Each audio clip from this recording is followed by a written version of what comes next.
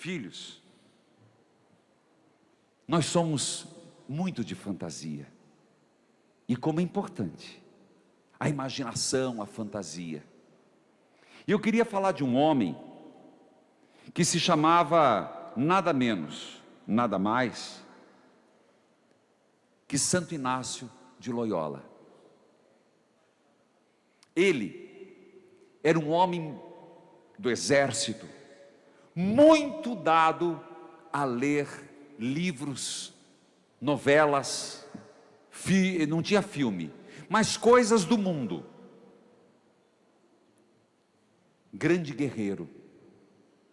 E ele se deu conta que ele ficava na imaginação, achando a palavra certa. Até ele diz: eu ficava imaginando a flor, a palavra certa para mim conquistar aquela minha amante. Amante no sentido, pessoa que ele amava. Ele não teve um caso. Aquele meu amor. Aconteceu que ele foi ferido na batalha de Pampolha. E nessa batalha, ele ficou sem andar.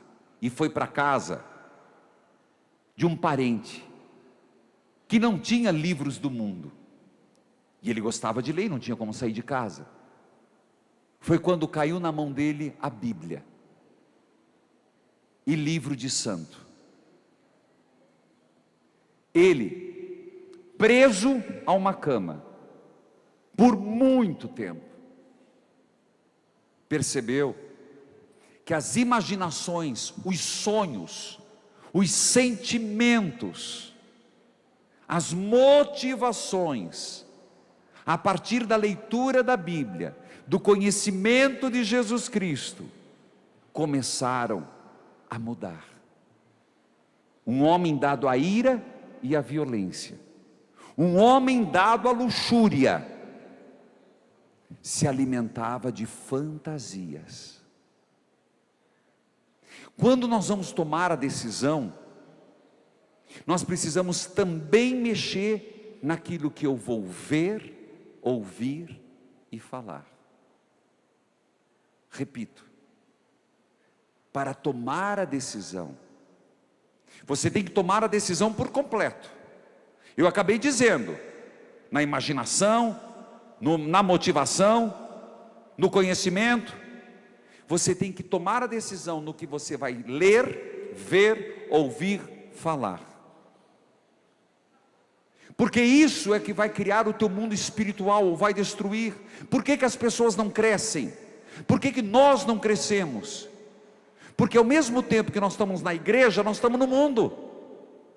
São coisas que não conversam. Você vai dizer: padre, isso é ser muito radical. Não é, filho.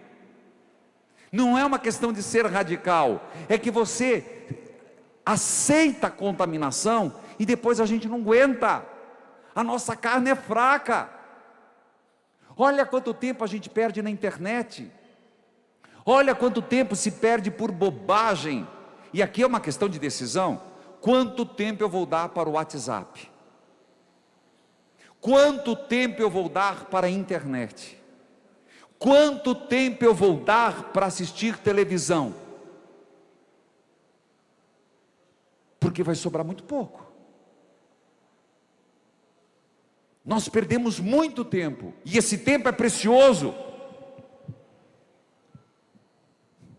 Nós vivemos embebecidos pela mundanidade.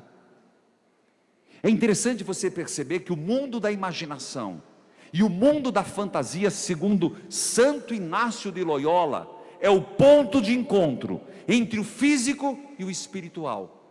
Como é importante o teu pensamento, você não tem noção. Você não tem noção como Deus caprichou ao te fazer com livre arbítrio, como Deus te caprichou, te dando algo que Ele não deu a nenhum outro ser: consciência. É onde o físico e o espiritual se encontram. Por isso, acredite, tem certos momentos que o mal-estar que você está tendo é um reflexo do inferno que sua alma vive. A confusão de ideias, é a paz original que você perdeu de Deus. Os pesadelos, as insatisfações infinitas, nada mais são que um reflexo do inferno que você está construindo no seu interior. Filho, é interessante você perceber que dentro de nós temos, eu falei de energia, de força vital de Deus. É interessante você compreender que todos nós somos chamados por Deus, eu repito, a mais, não a menos. Lembro também alguns pontos importantes. Atos dos Apóstolos, capítulo 42, versículo 47, isso é complementar. Diz que eles eram perseverantes na comunhão fraterna, ao partir do pão, nas orações. Em todos eles havia temor, por causa dos numerosos prodígios que os apóstolos realizavam. Todos os que abraçavam a fé eram unidos e colocavam em comum todas as coisas, vendiam as propriedades e seus bens, repartiam o dinheiro entre todos, conforme a necessidade de cada um. Diariamente, todos juntos frequentavam o templo, repartiam o pão e louvavam a Deus. Primeiro, comunidade é lugar de irmãos. Segundo, de identificar-se com Cristo. É bom lembrar que eles faziam o discernimento e a necessidade de fazer opções. Eu quero crescer em Cristo, eu preciso rezar, eu preciso ler a palavra, eu preciso estar com os meus pares. Eles precisavam da Eucaristia. Essa comunidade perfeita dos Atos dos Apóstolos, citado no capítulo 2, ela não é uma realidade utópica, ela é real, para dizer onde eu e você, depois de tomarmos a decisão, onde devemos estar. Não tem outro lugar, não dá para dividir. Mas aí vem um grande mal, chamado procrastinação. Uma decisão errada. E apresento para vocês alguém que se estragou. Atos dos Apóstolos, capítulo 5, do versículo 1 a 11. E é sobre isso que volto falando. E continuando, ainda sobre a decisão. Filhos, existe um princípio básico, maravilhoso. Por que é importante tomar a decisão? Vou lhe dar duas razões. Fazendo um estudo, enquanto a equipe prepara uma imagem,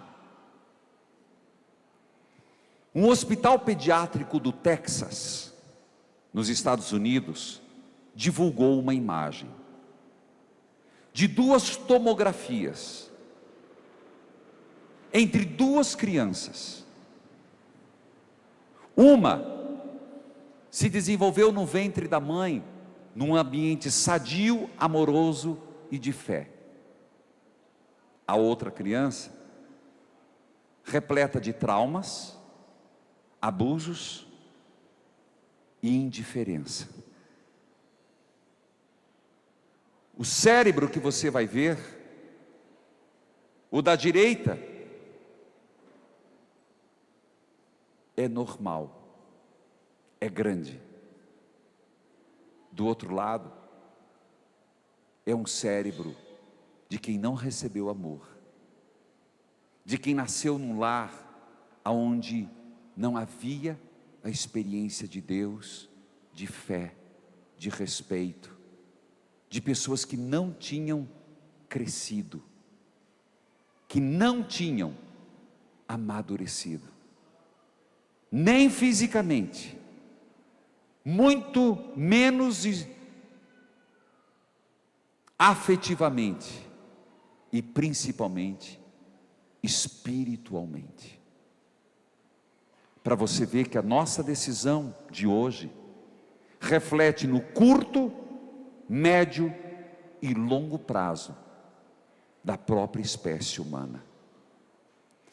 Quero dizer que nós precisamos tomar decisão, porque existe um fato interessante. Havia o sapo e a rosa,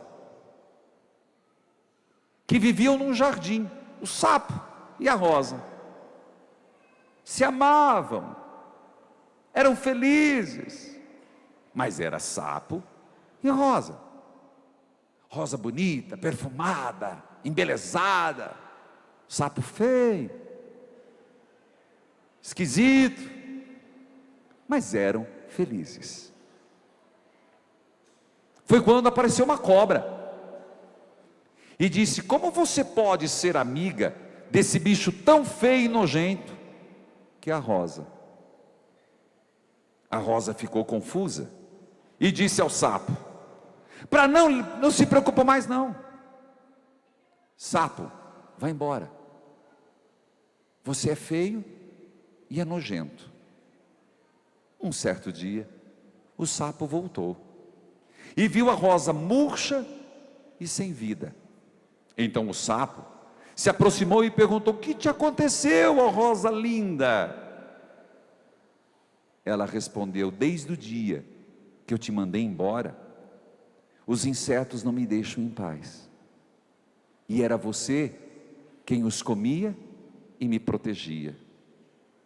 Moral da história: nunca despreze os bons amigos, mesmo que não tão bonitos e meio parecidos com sapos, porque são eles que te protegem.